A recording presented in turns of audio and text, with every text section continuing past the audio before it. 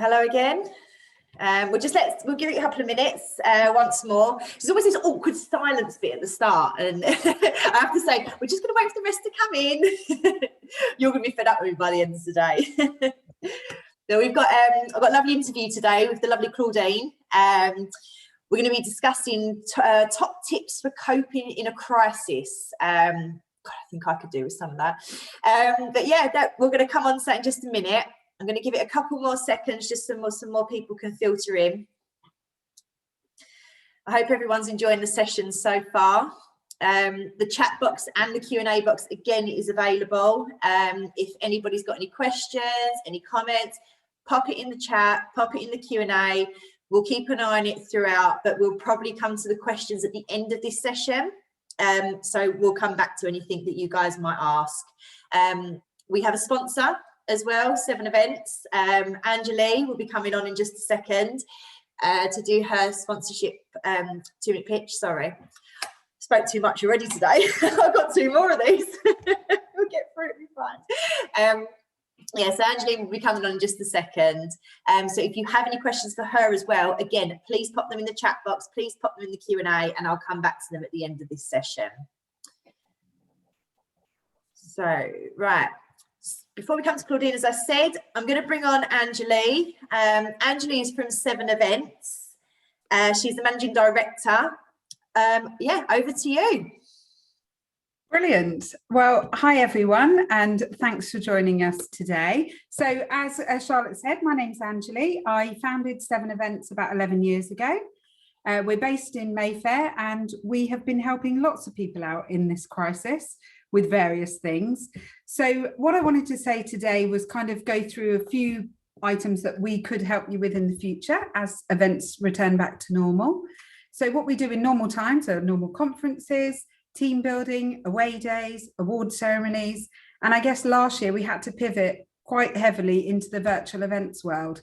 So we launched our own hub called Hub 7, which allows you to live stream your events via your kind of online venue that we brand up for you.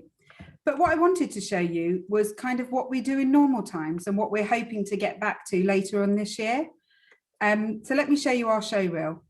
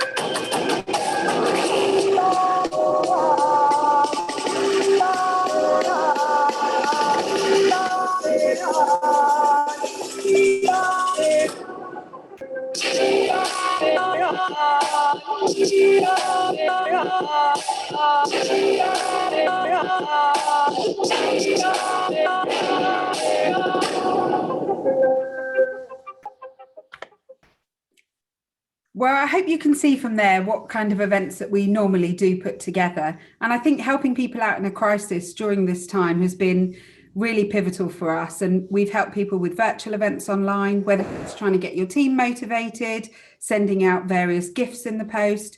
We've kind of helped with everything. So please, if you have any questions at the end, I'll be happy to take them. Thanks, everyone. Thank you so much, Angeli. And yeah, as Angeli said, anything you want to ask, we'll bring her back on after and we'll get some questions for you. And again, Angeli's details will be shared at the end of this session. So moving on. Hi, Claudine. How are you? Hi, Charlotte. I'm good. Thank you. Good, good. So we're welcome to, I'd love to welcome Claudine, Staff Sergeant Claudine Martin, it's PA to the Director of Engagement and Communications at the Ministry of Defence. And she's here today to give us her top tips on coping in a crisis. So welcome, Claudine, and thank you so much for joining us. Thank you. Thank you. So firstly, tell us a bit about your background. How did you become an EA? It started, let me just clarify. So I spent 2 years at the Ministry of Defence as a PA to the Director Engagement and Communications. I got promoted recently, so I've recently moved on from the Ministry of Defence, and I've gone back to being in combat uniform. But my journey started as a EA. Judging from my accent, you can tell I'm from the Caribbean. I'm originally from Jamaica, and I immigrated to the UK as a teenager 19 years ago. So when I came to the UK, it was quite different. I was young, it was vibrant living in London, and I just wanted to do something different. So a friend of mine that I went to high school with, I saw her in London, and we were just catching up, and she said to me that she's in the army. And at first I thought, well, you're quite girly, how could you be in the army?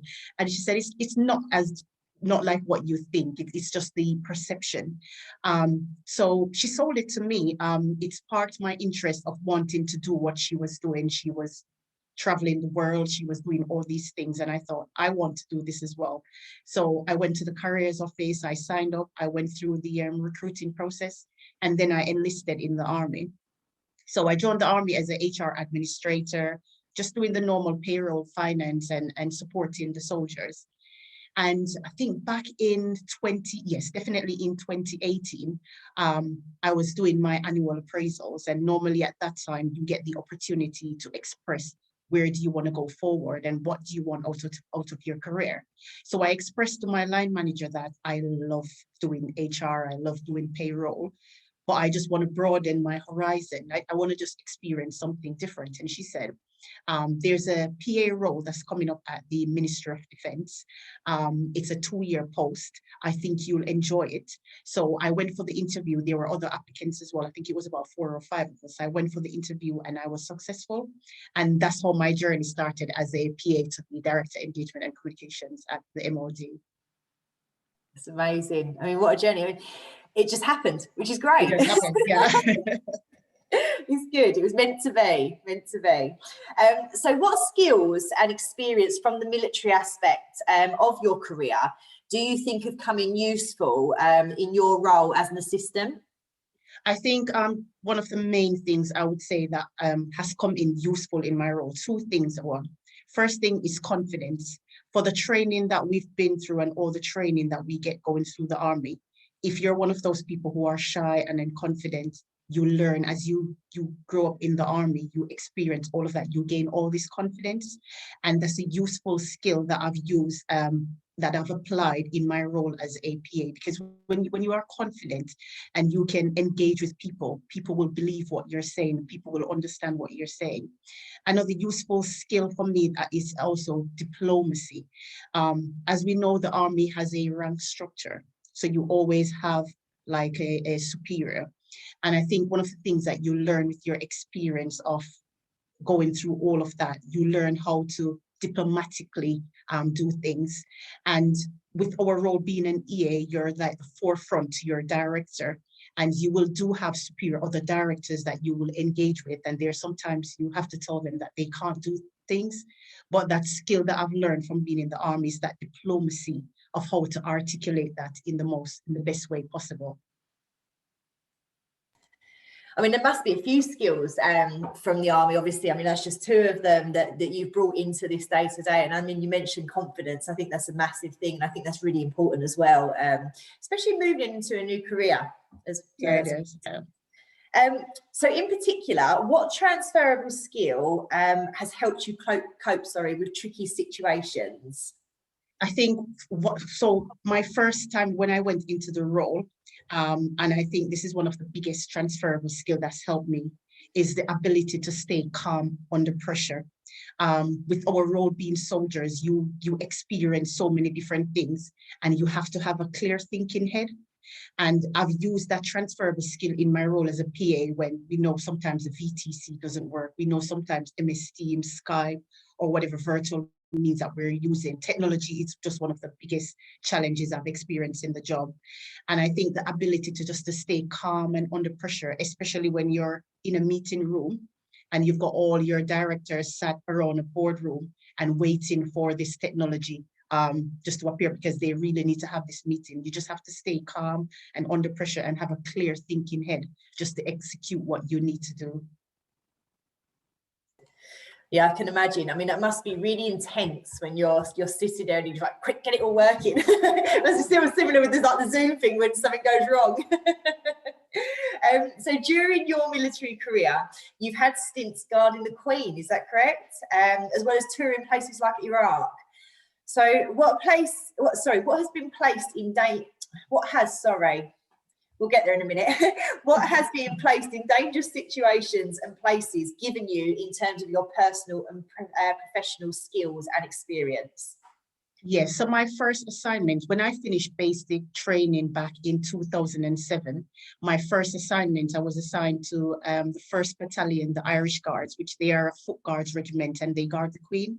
So I went there as a HR administrator to support the soldiers. So I deployed with them to Iraq back in 2007. I was straight from basic training. It was scary because I didn't know what to expect. I didn't have all that experience in the army, but I've always said it. I've had one of the best experience going into Iraq. The friendships, most of my friends that I'm quite close to with now are friendship that I developed whilst I was on operations in Iraq.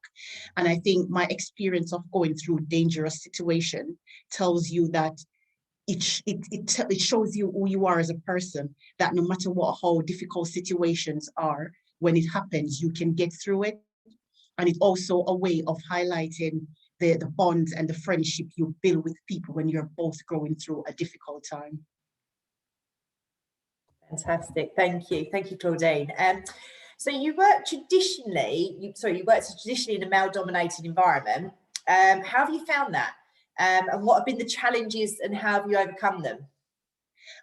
Yes, as we know, the army is predominantly male orientated. When I first joined, it was a bit different at first, coming out of an environment where you're just majority of the time are surrounded by men. But I think the army has evolved over the years. People are more accepting. And I think as a female now in the army, we feel included. We feel like we're part of this and we're all working together. It's also given me the experience that I've always said I'm a Gemini, and it's given me that thing to say that I can fit myself in any situations and overcome whatever any challenges there is because of what I've experienced doing something different. Thank you. And I suppose, what's the most important lesson that you've learned during your time as an assistant? So what's the most important lesson that you've learned? Has anything sort of happened? Any sort of feedback you can give to the audience on that one? Yes. One important lesson, I think, from me, and I've always said this as well, the ability to play to the power of your strength is quite important. Everybody's got their own strength and everybody got their own weaknesses. We've all got something about us that makes us special. You might think that you're in an office or you're in an organization and you find that somebody is more an effective or better communicator than you are, or somebody can get the task done more quicker or more efficient than you are. But you've got something in you that you could do that they couldn't do. And you need to identify who you are as a person and bring that out in you, use that to your own advantage. So you might be in an office, but you might be a tech savvy. Someone else in the office probably might be a better communicator, but you might be better at IT. And especially in this environment now where we've seen that we use a lot of virtual methods with going through a COVID pandemic, you can use that power of your strength, identify who you are as a person and make it work for you. If you don't play to the power of your strength, then you set yourself up to fail. And that's one of the important things I've learned coming into the role as an EA, still serving in the army, and realize when I get into the role, many people haven't seen a soldier working as an EA. And I realized that that was one of my strengths. I've got that experience of doing something different. It's quite interesting. And I use that that's my strength. And I will play to my strength in bringing out the best in me.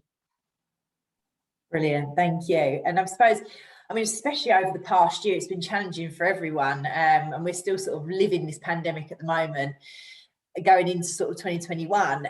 So everyone's been forced to sort of tackle strange situations and difficult challenges. So what are your top 5 tips currently at the moment that you would give the audience that could help us during this pandemic time? Yes, one of my first things I would say going through this pandemic is, and what I've realized, we did not plan for a pandemic. We didn't know we were going to experience COVID-19 and that we were going to go through this pandemic. So it's put us in a place that you're thinking, what do you do? You're stuck at home. You're not going to work. Your children are not going to school. You're not going to parties anymore or doing all that networking thing that you would do after work. So it's different. And one of the most important things that I've seen going through this is having the right support and having the right people around you. I realized that when I first started the pandemic and I was getting a bit bored, I was getting lonely, I was getting frustrated because I couldn't do the things that I was doing. And one of the things that helped me the most was having my friends and family around me, just picking up the phone, talking to people when I feel like I'm a bit down, because you may not realize that someone else is also feeling the same way that you are. And the moment you take your phone up and you speak to a friend or family or friend, the moment you two just talk about what you're going through, it definitely helps. So that's one of my top things. The second thing that has helped me quite a lot, I'm quite keen on exercising. I'm big on ensuring that my physical health is intact and in the right place. And what has also helped me, sometimes I will wake up in the morning and I'm thinking, what's going to happen today is going to be the same thing. The moment I put my trainers on, I get outside, go for a run. Once I'm finished, I feel so much better. I feel like my head is all clear and I feel so much better looking forward to the day. A third tip that I will also say is, if you've got any hobbies, we've all got different hobbies. It could be reading a book.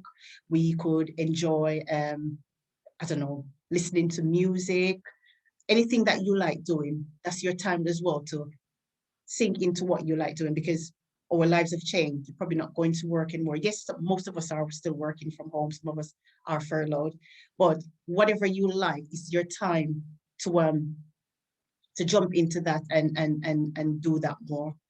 The other thing I would also say is a top tip as well. So it doesn't apply to everybody, but if you've got children, I've got 2 children as well, and I find that was my time when they're not going to school. I spend a lot more time with them than what I would do being in work hours with my work colleagues. But with the children not going to school, I'm at home with them, and I spend that time to do things with them. And there's so much stuff that I learn about them that I probably think I didn't know. So it gives me that opportunity to, while juggling being a working mom, as also helping them with their schoolwork. So it's that use that time to engage with them and get to know your family more. And my last tip I would say is, whatever things that you think, challenge yourself to things that you think that you couldn't do. Looking back, things that you wouldn't think that you would do in a pandemic. No, the pandemic has taught you. You've learned so much from this pandemic that things that you think that you couldn't do, you would want to do. And let me say, for an example, I've always wanted to do, there's so many different things I've always wanted to do. And I just thought, well, I'm busy, I can't be as doing it. And then during the pandemic, I've always wanted to do a degree. And I took that plunge and I said, you know what, finally, I'm at home, I've got more time. I took that plunge and I signed up. So I'm also doing a degree as well as working full-time as a mom. But it works, you just have to find that time to juggle all of that.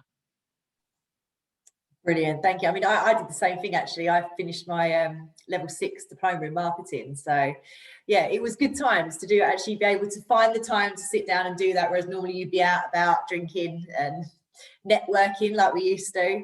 Although I do feel like I need to do that now. I'm ready for that to come back. So just quickly before, we've got some questions coming in. Into the chat box and everything else. So just before, so you have recently changed roles. I know you touched on this at the start, didn't you? Yes. So let us know a bit more about your current role and describe what a typical day is like for you at the moment. Yes, so as you know, I'm a serving soldier in the British Army. And one of the fantastic things about my role as an HR, that we can do different things. In HR is quite broad in the Army, so you can get into finance if you want, accounting, you can just do the basic payroll or HR, and the role that I did as a PAEA. You also have the opportunity to go overseas in an embassy or a loan service post. So that's one of the brilliant things about doing HR in the Army. So I did my 2 years as a PA to the Director of Army Engagements, I got promoted. So it meant that I could no longer do that role because that role was for a sergeant. And then I got promoted to Staff Sergeant. So I've moved on now. So now I'm currently in Aldershot in Hampshire, where I work as the Chief HR Administrator for a brigade called 11 Infantry Brigade.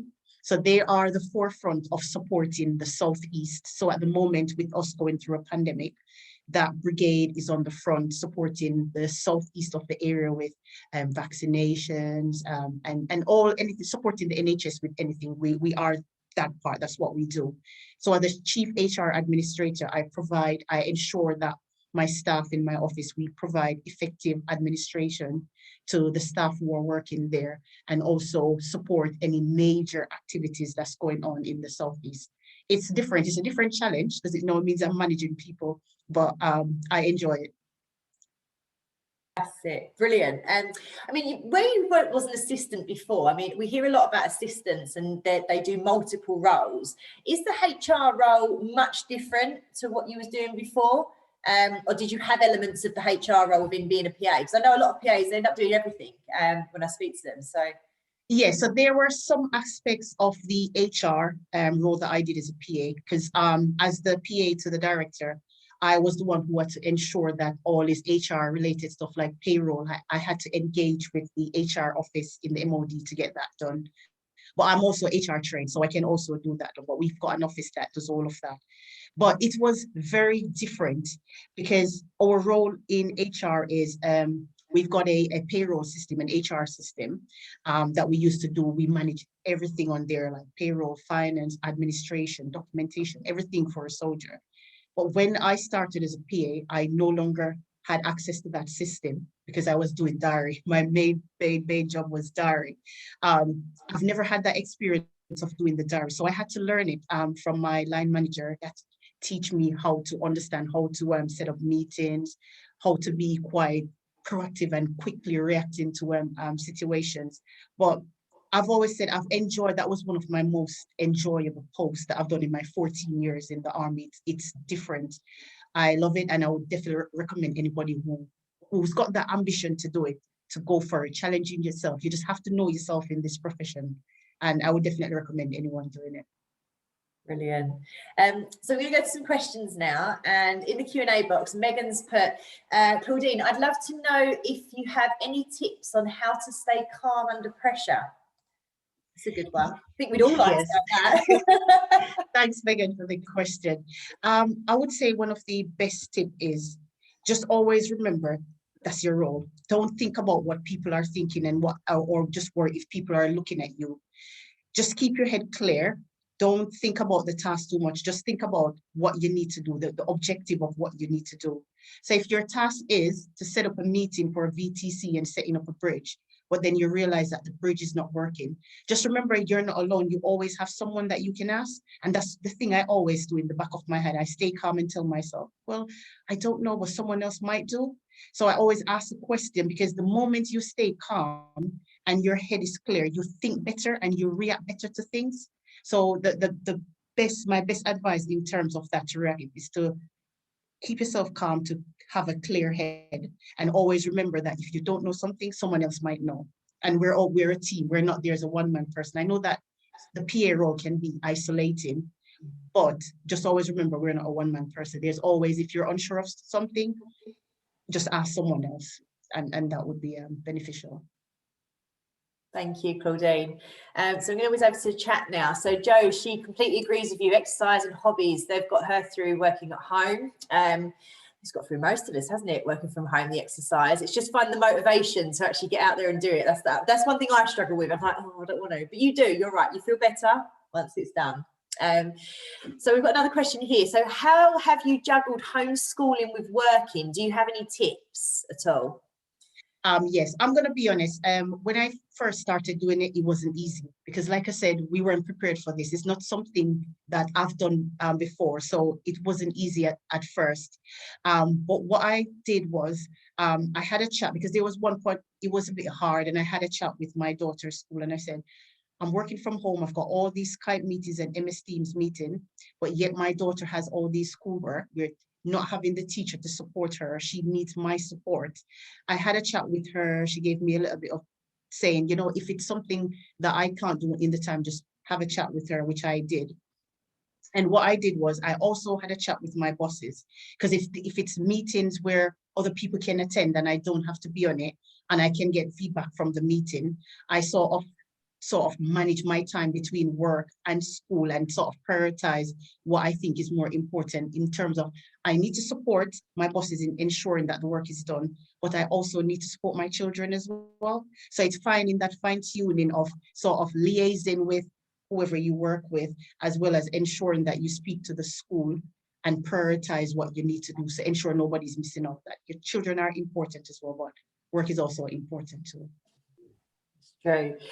Just so everybody knows, Angela's come back now. So if you've got any questions as well for 7 Events, or anything sort of from maybe even from an event management point of view, or an event agency point of view, if you've got any questions for Angela, let us know, pop in the chat and we'll come over to her.